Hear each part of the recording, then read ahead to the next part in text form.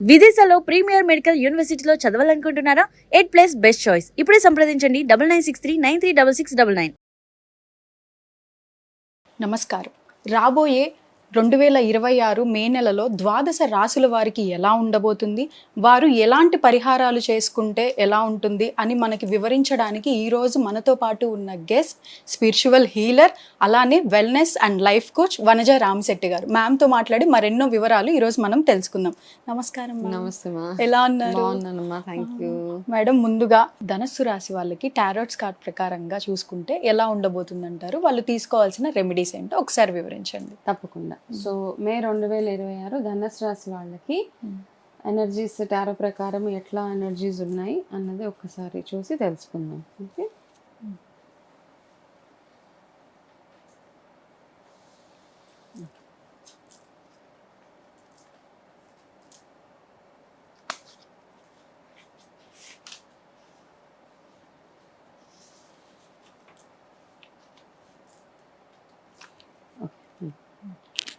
So ధనుసు రాశి వాళ్ళకి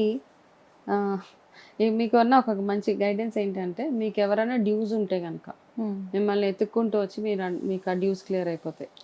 ఓకే, చాలా మంది మీ దగ్గర ఏదైనా ఒక ఫేవర్ తీసుకోనో లేకపోతే అప్పు తీసుకోనో డబ్బులు తీసుకొని వెళ్ళిపోయి ఉంటారు కదా.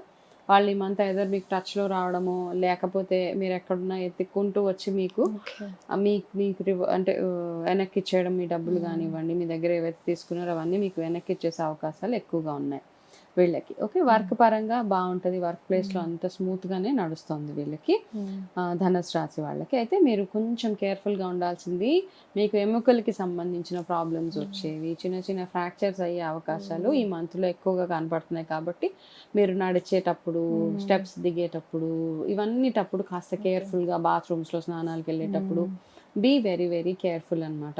నార్మల్గా కూడా ఇవేమీ లేకపోయినా ఎముకలకి సంబంధించిన కాల్షియం డెఫిషియన్సీస్ అట్లాంటివి వచ్చే అవకాశాలు ఉంటాయి కదా, దాంతో అదొకటి. రెండోది ఏంటంటే, మీకు అతి బద్ధకం ఎక్కువగా ఉంటుంది అన్నమాట ఈ మంత్ అంతా, laziness, too much of laziness. కాబట్టి ఆ లేజినెస్ నుంచి బయటకు రావాలి. మనకి మైండ్ సెట్ ఇదంతా ఓకే, నేను లేజీగా ఉండను, నేను వెళ్ళి కొంచెం మూవ్ అవుతానని ఒక ఇది పెట్టుకుంటే సరిపోతుంది మీకు. అయితే రిలేషన్షిప్ పరంగా చూసుకుంటే చిన్నదానికి పెద్దదానికి ఎక్కువ గొడవ చేయొద్దు అనే ఒక గైడెన్స్ మనకి. కొంతమంది ఇంతది ఉంటే ఇంత పెద్ద సీన్ చేసేస్తూ ఉంటారు, ఏముండదు అక్కడ గొడవ, పెద్ద పెద్దగా అరిచేసి చాలా రచ్చ చేసేస్తూ ఉంటారు. సో అట్లాంటివి చేయకుండా కామ్ డౌన్, పీస్ఫుల్గా ఉండండి. మీ రిలేషన్షిప్ని ధనుసు రాశి వాళ్ళు ఎవరితోటైనా, మీ అక్క చెల్లెలతో, అన్నదమ్ములతోటి, వైఫ్ తోటి, పిల్లలతోటి, ఏదైనా కానీ పీస్ఫుల్గా ఉండేలాగా చూసుకోండి. స్టోన్ కొంచెం తగ్గించి మెల్లగా మాట్లాడడం, అవతల వాళ్ళని హర్ట్ చేయకుండా. ఎందుకంటే మీరు చేసే ఈ అతి ఏదైతే ఉంటుందో రిలేషన్షిప్లో ఓవర్గా చేసేస్తూ ఉంటారు, అతిగా అరవడం, అతిగా స్ట్రిక్ట్గా ఉండడం, దానివల్ల మీకు రిలేషన్షిప్లో లాస్ అయ్యే అవకాశాలు ఎక్కువగా కనపడుతున్నాయి in the month of May. So కొంచెం కేర్ఫుల్గా, ఇది గైడెన్స్ మాత్రమే, నాకు వచ్చిన కార్డ్ ప్రకారం ఒక ఫ్రెండ్లీ గైడెన్స్. ఓకే, కాబట్టి కాస్త కేర్ఫుల్గా ఉంటే సరిపోతుంది. కోపం వచ్చినా కొంచెం కంట్రోల్, చెప్పే విధానం ఏదైతే ఉంటుందో అందులో మార్పు తెచ్చుకుంటే, ఒకటే అంటే కమ్యూనికేషన్ ఒకటే, మనం ఎట్లా చెప్తున్నాం అన్న దాని మీద డిపెండ్ అయి ఉంటుంది. సో అదొక్కటే ప్రాక్టీస్ తోటి వస్తుంది. అది కోపంగా చెప్పొచ్చు, బుజ్జగిచ్చి చెప్పొచ్చు, ఈ రెండు ఎలా చెప్పాలన్నది చూసుకుంటే సరిపోతుందా వీళ్ళు. ఓకే, అయితే వీళ్ళు చేయాల్సినవి రెమెడీస్ వీళ్ళకి ఎక్కువగానే ఉన్నాయి ఈసారి. అట్ ద సేమ్ టైమ్ ఒక సెకండ్ హాఫ్ ఆఫ్ మే నుంచి కొంచెం బెటర్గానే ఉంటుంది. అయితే వీళ్ళు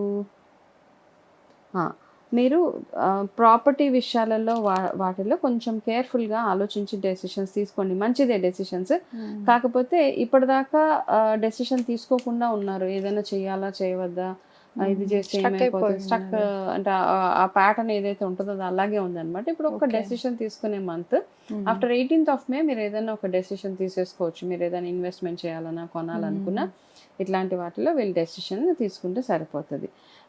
వీళ్ళకి lucky days 1 and 15th, and special day వచ్చి 30th of May, and lucky colour వచ్చి ప్యారెట్ గ్రీన్ కలర్ వీళ్ళకి. ఓకే, ఈ మంత్ అంతా వీళ్ళు చేయవలసిన రెమెడీస్, వీళ్ళకి రెమెడీస్ ఎక్కువగానే ఉన్నాయి ఈసారి. ఓకే, ఒక 2-3. సో నేను వీళ్ళకి రెమెడీస్ చెప్తాను. ఒకటి ఏంటంటే, శనివారాలు మీరు రావి చెట్టుకి వెళ్ళి పూజ చేసుకోవడం ఒకటి.